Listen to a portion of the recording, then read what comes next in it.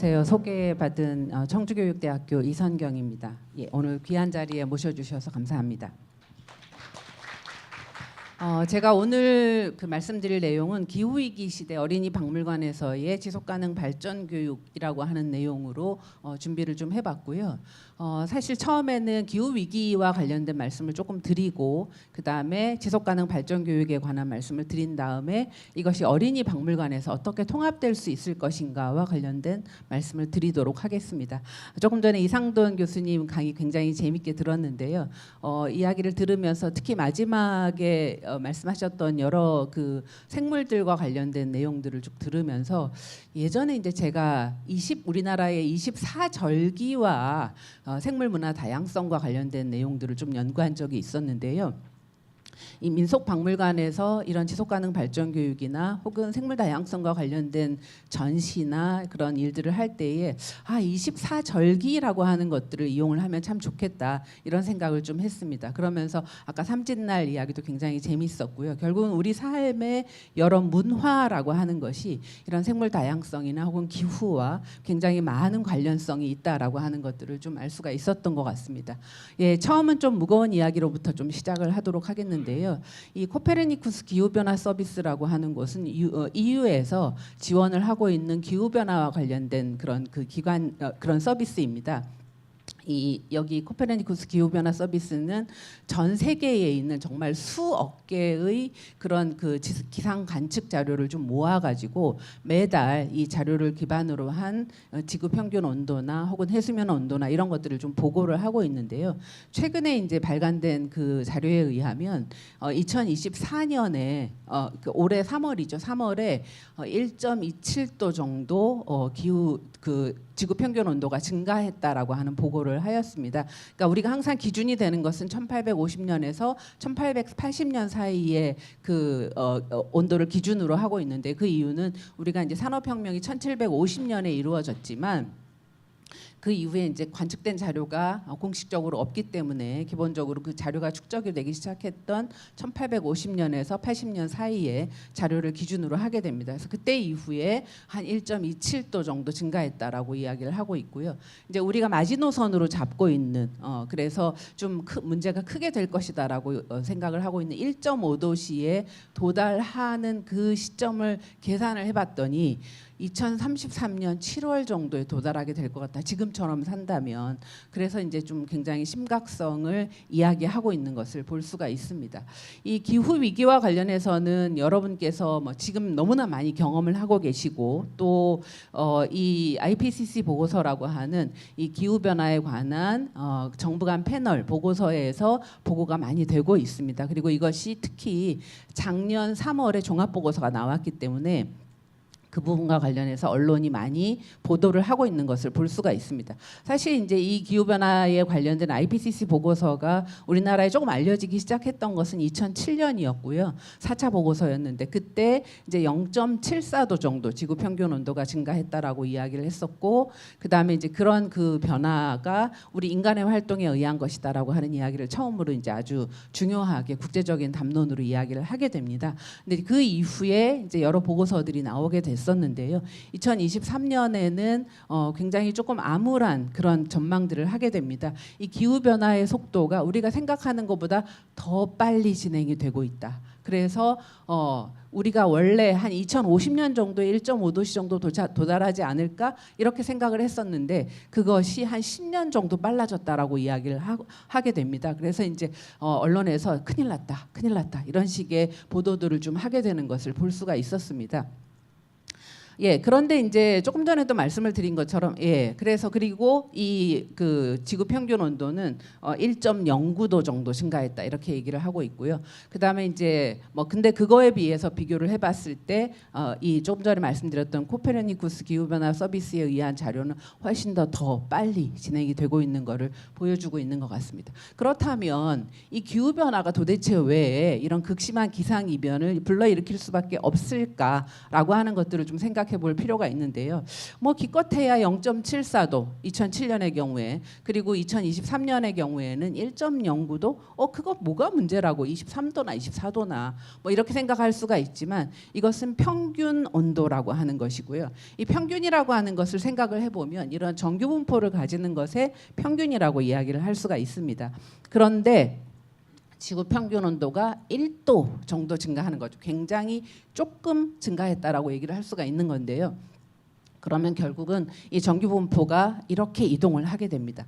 그렇게 되면 어떤 일이 생기느냐 하면 결국은 이 부분에 좀 우리가 주목을 할 필요가 있는데요.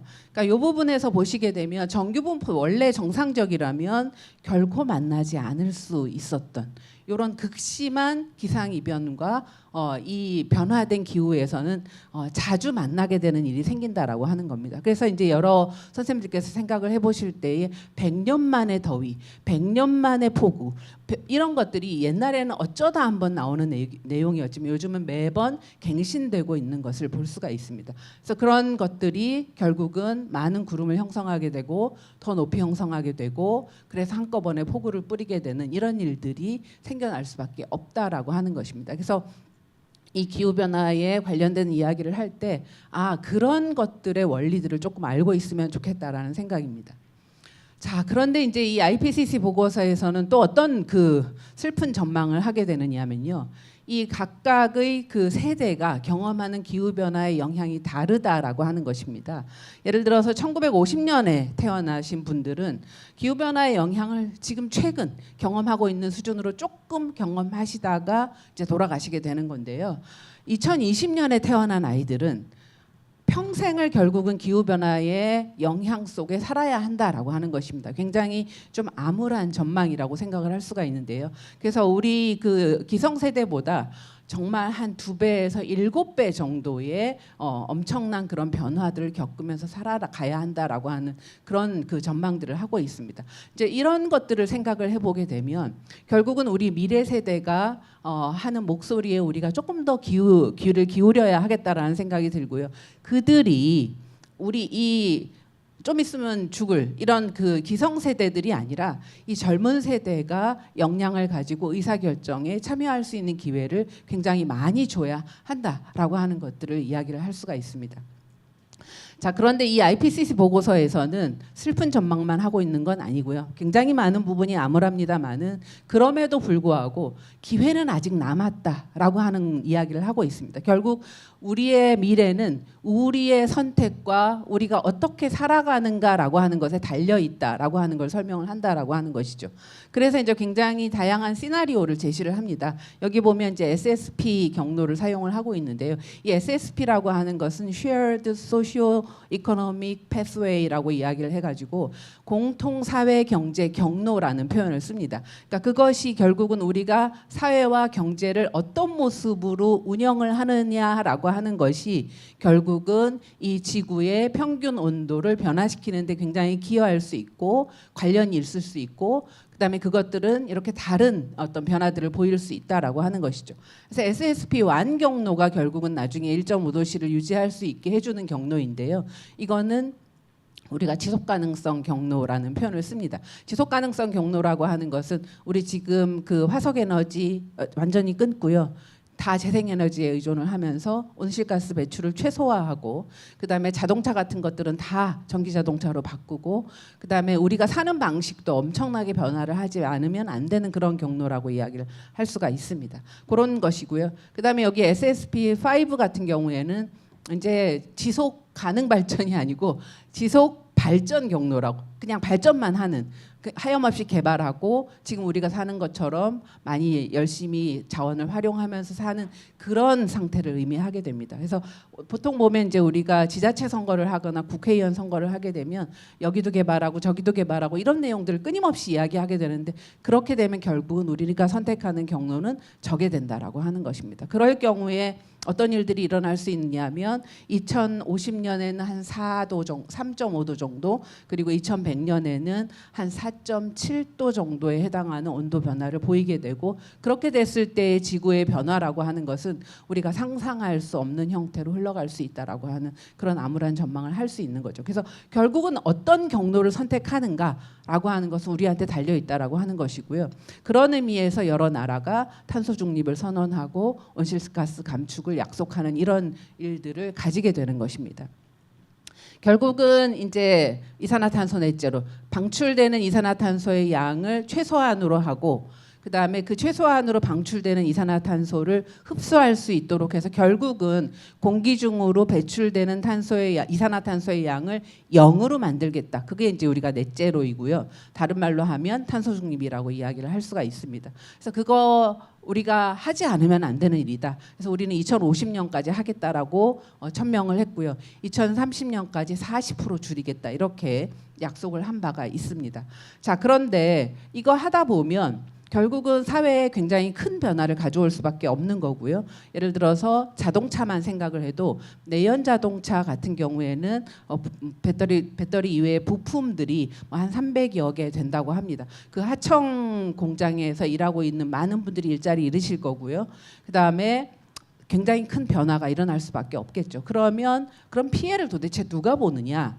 굉장히 꼭대기에서 의사결정하시는 분들은 별 피해 안 보실 거라고 생각이 돼요. 그렇지만 그 다른 분들은 일자리를 잃는 분들도 있고, 혹은 기후변화에 의해서 피해를 보는 것들도 굉장히 취약한 지역에 사는 사람들이 이런 피해를 볼 수밖에 없습니다. 그래서 이제 할 일은 하되 넷째로 해야 되지만, 이런 거 하되 결국은 이렇게 정의, 형평성 이런 것들이 고려되는 그런 전환을 해야 된다라고 하는 것이 공정전환입니다. 그래서 공정전환이라고 하는 것은 모든 사람들이 공평하게 이런 게 아니라 이런 피해를 좀 최소화하면서 이 전환이 이루어질 수 있도록 하는 그런 것이라고 할 수 있습니다. 그래서 사실은 우리가 탄소 중립을 이야기할 때 이런 부분에 관한 부분들도 논의를 해야 된다라고 하는 걸 좀 생각을 해주시면 좋을 것 같습니다.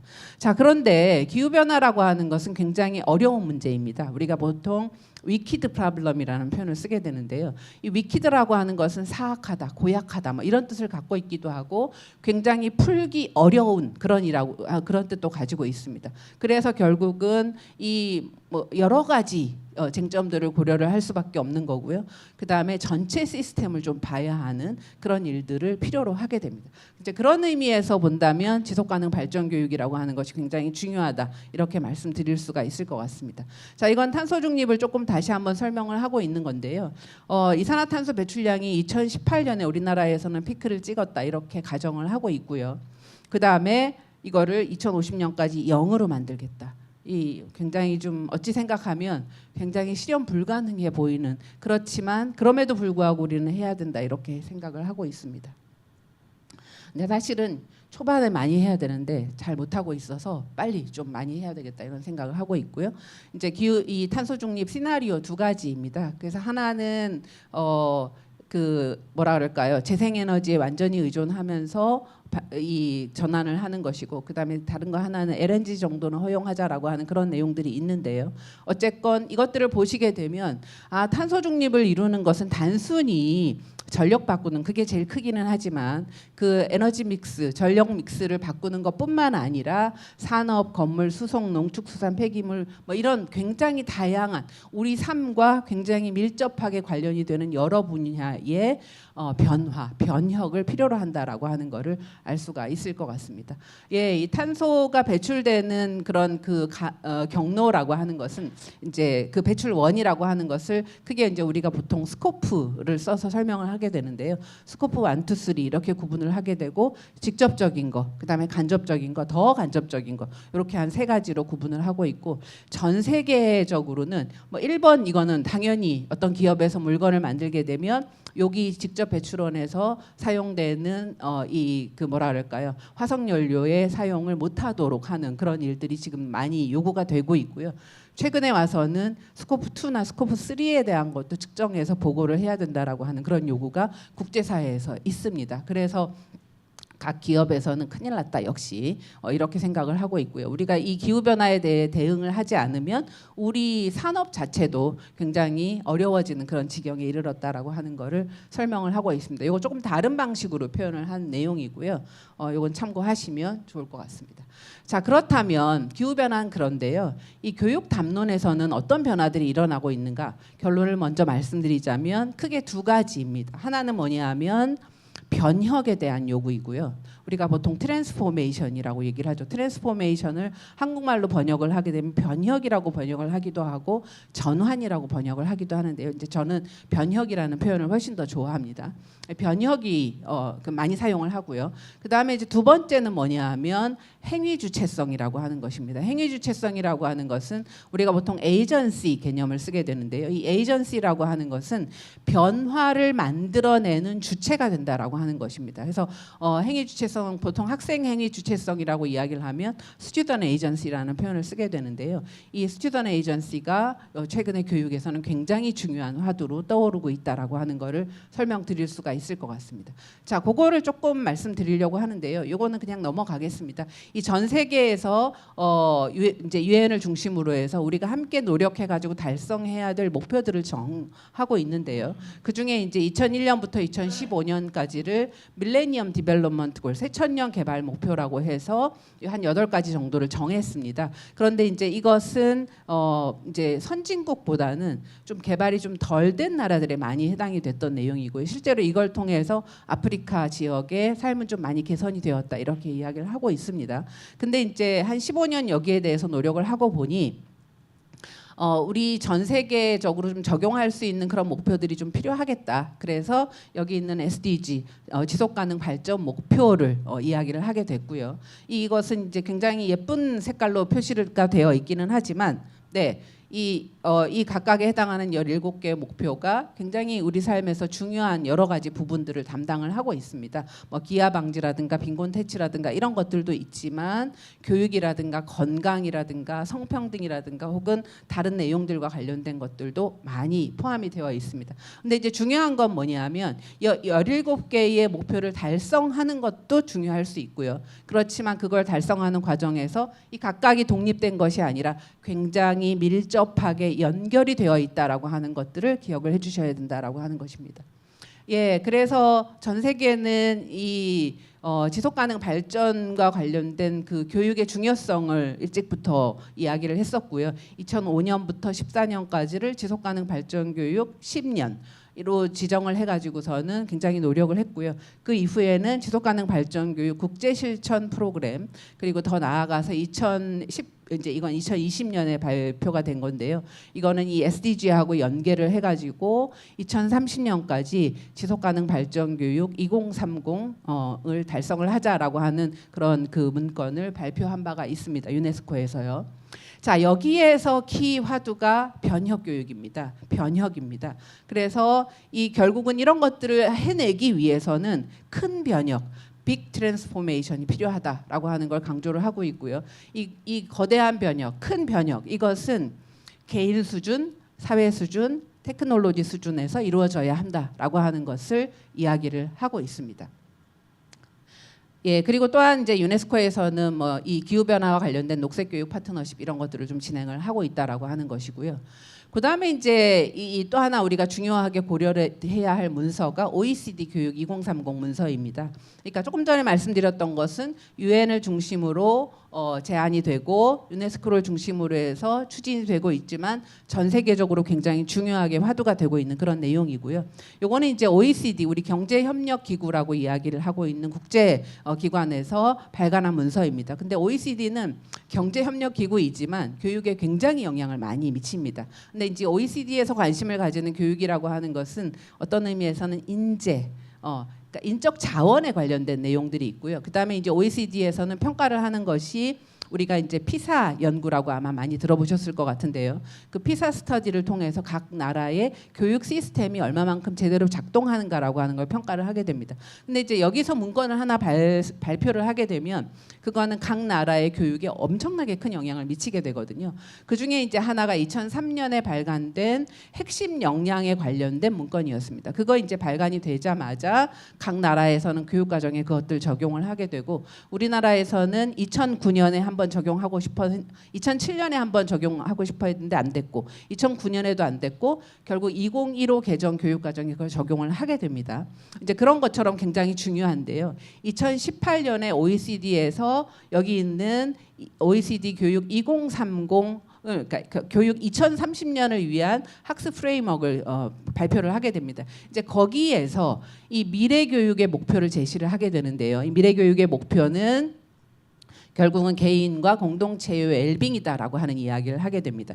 근데 사실 아까 조금 전에 말씀드렸던 대세쿠 프로젝트에서 역량을 강조한 것은 굉장히 개인적인 역량이거든요. 근데 개인에 초점을 맞췄는데 여기 OECD 교육 2030에서 중요한 것은 개인과 집단에 대한 공동체에 대한 강조가 있었다라고 하는 것입니다. 그래서 여기에 뭐라고 이야기를 하느냐 하면 개인의 웰빙뿐만 아니라 학습자는 개인의 웰빙뿐만 아니라 친구, 가족, 지역사회, 지구의 웰빙까지도 돌볼 수 있는 그런 능력이 있어야 된다라고 하는 걸 설명을 하고요.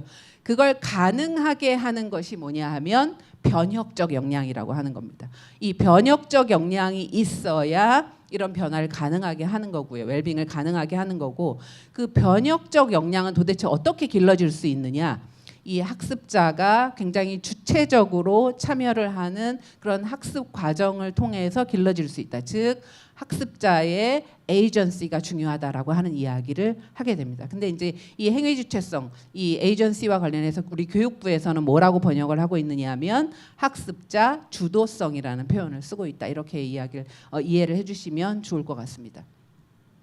예, 그렇다면 어린이 박물관 시간이 좀 많이 가고 있는데요. 어린이 박물관에서는 어떻게 접근을 해야 될까라고 하는 것들 좀 생각을 해주시면 좋을 것 같습니다. 이 글자가 조금 깨졌는데요. 결국은 우리 기후 위기와 관련해서 우리가 대응해야 되는 것을 우리는 기후 행동이라는 표현을 쓰게 되는데요. 기후 행동은 크게 두 가지입니다. 기후 행동은 사실은 기후 변화로 인한 위험을 감소시키는 거라고 얘기를 할 수 있는데 크게 두 가지 방법으로 이렇게 노력을 할 수가 있습니다. 하나는 뭐냐하면 우리가 미티게이션이라는 표현을 쓰는데요. 기후 변화의 속도를 늦추거나 아니면 덜 일어나게 하는 것을 우리는 미티게이션, 완화라는 표현을 쓰게 되는 거고요.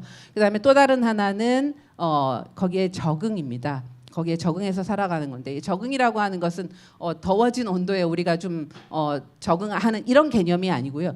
피해를 어떻게 하면 최소화할 수 있을까에 관심을 가지는 부분이 적응이라고 생각을 하시면 될 것 같습니다. 그래서 그런 두 부분에 노력을 해야 되는 것이고요. 결국 이제 여러 기관들이나 단체나 혹은 정부에서는 이 6가지 교육, 인식 증진, 훈련, 대중 참여, 정보 접근권 보장, 국제 협력 이런 것들을 이런 것들을 위해서 노력을 해야 된다라고 하는 것들을 생각을 할 수가 있습니다. 근데 이제 결국 어린이 박물관에서 이런 기후 변화에 대응하는 것뿐만 아니라 왜 지속 가능성에 집중을 해야 하는가라고 하는 문제를 좀 생각을 해보게 되면 결국은 이런 장점들이 있다라고 하는 것입니다. 중요한 이해 관계자들과 파트너십을 좀 증진시킬 수가 있고요. 그다음에 기존의 여러 프로그램들과 연계할 수 있고 에너지, 물, 자원 이런 것들을 잘 활용할 수 있는 그런 측면들이 있다라고 하는 것입니다. 그리고 이제 커뮤니티 형성하고 지속 가능 발전에 대한 학습을 촉진할 수 있는 그런 여지가 있다라고 하는 걸 설명을 할 수 있는 것입니다. 그래서 이제 어린이 박물관에서 그럼 도대체 어떻게 이걸 접근을 할 수 있을 것인가? 저는 그냥 단도직입적으로 기관 전체적인 접근이 이루어져야 한다 이렇게 말씀을 드릴 수가 있을 것 같습니다. 이 whole institutional approach라는 표현을 쓰고 있는데요. 이제 이건 사실은 어디에서 더 많이 연구가 됐느냐 하면 학교를 중심으로 연구가 많이 되었습니다. 그래서 학교에서는 학교 전체적 접근이라고 하는 말이 꽤 그래 좀 통용이 되고 있고요. 예를 들면 어떤 거냐면 탄소 중립 중점학교, 탄소 중립 시범학교 뭐 이런 거 만들어서 학교 전체가 그걸 위해서 노력하는 뭐 이런 것들이라고 생각을 해주시면 될 것 같습니다. 사실 학교에도 보면 학교를 먼저 예를 들고 그다음에 기관에 관한 걸 말씀을 드리자면 학교의 경우를 보면 가르치고 배우는 것뿐만 아니라 사실 그게 굉장히 중요한 부분을 차지하고 핵심적입니다만은 거기에 더해서 학교의 정책이라든가 조직이라든가 이런 부분들도 굉장히 중요하게 역할을 하는 걸 볼 수가 있고요. 사실 학생들이 학교에서 국어 시간, 수학 시간 이런 것들을 통해서 배우는 것보다 학교에서의 풍토라고 하는 게 굉장히 중요하거든요. 그 학교에서 민주적으로 의사결정을 하는 그런 경험들을 해본 친구들은 끊임없이 그런 것들을 요구를 할 수밖에 없어요. 그래서 그런 부분들이 굉장히 중요하다. 학교 안에서 시설을 사용하는 방법, 관리하는 방법 이런 것들도 굉장히 중요하다라고 하는 것이고요. 나아가서 학교와 외부와의 관계도 굉장히 중요하다라고 하는 것입니다. 그런 것처럼 어린이 박물관에서도 이런 개념이 좀 도입이 되어야 하지 않을까. 단순히 박물관에서 물건을 전시하고 그다음에 교육 프로그램을 진행하고 하는 것도 굉장히 중요하지만 관리나 혹은 지역사회의 관련성에 좀 더 초점을 기울일 필요도 있다라고 하는 것입니다. 그래서 요거는 이제 NC라고 하는 그런 조직에서 만들었던 3가지 범주인데요. 이제 저와 그다음에 이제 저희 연구진에서는 유네스코 연구를 하면서 요 한 5가지 정도로 구분을 했습니다. 그래서 보면 교육 내용과 교수학습, 학교 시설 운영, 학교 운영 및 의사결정, 지역사회 파트너십 이렇게 이야기를 했었는데요. 요 내용을 우리는 이 어린이 박물관의 여러 활동들과 좀 연계할 수 있지 않을까 이렇게 생각을 하고요. 그다음에 이제 이거는 영국에서의 지속 가능한 학교 이니셔티브에서 사용을 하고 있는 8개의 도어웨이입니다. 도어웨이라고 하는 것은 뭐 출입문이라고도 번역이 될 수 있고 혹은 뭐 진입로라고도 번역이 될 수 있는데요. 제가 이 자리에 들어오기 위해서는 다양한 방식의 뭐 들어오고 나가는 경로가 있을 수 있을 것 같습니다. 어떤 경우에 이렇게 올 수도 있고 이렇게 올 수도 있고 뭐 중간에 있는 사이를 통해서 올 수도 있고 여기는 이제 다 막혀 있네요. 만일에 여기도 뚫려 있다고 하면 또 다른 문이 있을 수가 있겠죠. 그런 것처럼 여기 이제 한 8개 정도 이건 이제 연구를 통해서 만들어낸 것인데요. 이 8개 정도의 이런 진입로를 통해서 결국은 지속 가능성에 갈 수 있다라고 하는 걸 이야기를 하게 되고 그래서 이제 그런 것들이 다 뭐 음식과 음료, 에너지와 물, 뭐 교통과 여행과 교통, 구매와 폐기 뭐 이런 내용들입니다. 근데 이런 것들이 결국은 들어올 때는 그건데 그 안에서 결국은 다 연결이 되거든요. 그래서 지속 가능성으로 갈 수 있다라고 하는 것들을 이야기를 해주고 있습니다. 자, 시간이 많지 않지만 그래도 구체적인 얘기를 조금 드리도록 하겠습니다. 먼저 교육 내용 제일 쉽죠. 교육 내용은 이 SDG와 관련된 것들을 저는 얼마든지 할 수 있다고 생각합니다. 이 17개를 번갈아 가면서 할 수도 있겠지만 올해는 환경, 그다음에 뭐 내년에는 사회, 그다음은 경제 이런 식으로 쭉 초점을 달리하면서 유사한 주제들을 묶어서 전시나 교육을 계획할 수도 있는 거고요. 그다음에 이제 아까 말씀드렸던 것처럼 24절기는 굉장히 중요한 자원입니다. 그 생물 문화 다양성과 관련해서 특히 우리 민속박물관이라고 하는 그런 그 특성과 관련 정체성과 관련해서도 굉장히 중요하지 않나 이렇게 생각이 되고요. 그다음에 이제 다양한 그 탄소 중립의 경로들 스코프에 관련된 내용들도 다룰 수 있다라고 생각이 되고요. 그다음에 이제 이 어린이 박물관 최근에 보니까는 옛날에 했던 전시를 보니까 아시아 지역의 음식과 관련된 것 너무너무 재밌죠. 그래서 실제로 그 아시아 태평양 국제 이해 교육원에서는 음식으로 만나는 국제 이해 교육 뭐 이런 책이 발간이 되기도 했습니다. 그래서 그런 내용들은 우리 굉장히 할 수 있는 부분들이 있다라고 하는 거. 근데 이제 너무 그 먹고 마시는 일에만 초점을 두기보다는 그것이 생물 다양성이나 기후 변화와 어떻게 연계가 되어 있는가라고 하는 부분들 이런 것들도 좀 생각을 해보시면 좋지 않을까 생각을 하고요. 요거는 이제 저희가 한중일 환경교육 네트워크라고 하는 환경교육을 위해서 노력하고 있는 그룹이 있는데요. 지금 이제 한국과 중국과 일본의 그 환경부와 그다음에 이제 민간 단체가 함께 연계해서 하는 활동을 하고 있는데 그 중에서 이게 2015년에 개발된 자료입니다. 생물 문화 다양성과 관련된 내용이고요. 한중일의 의, 한중일의 식, 한중일의 주 뭐 이런 것들과 관련해서 책을 하나 만들었고 한글과 그다음에 영문으로 번역이 되어서 여러분들이 보실 수가 있습니다. 혹시 관심이 있으시면 제가 드리도록 하겠습니다.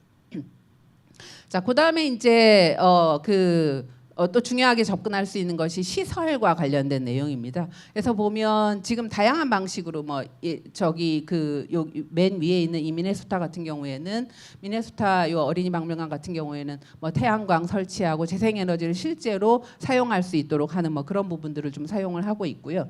그다음에 이제 이건 롱 아일랜드 같은 경우인데요. 이런 경우에는 이 옆에 탑봇 정원 같은 데다가 제왕나비라고 하는 모나키라고 하는 그 제왕나비를 모니터링할 수 있는 그런 시설을 갖추고 이제 키우고 모니터링할 수 있는 시설을 갖추고 그걸 갖고 이제 약간 아울리치하는 그런 프로그램이고 교육하는 프로그램이고요.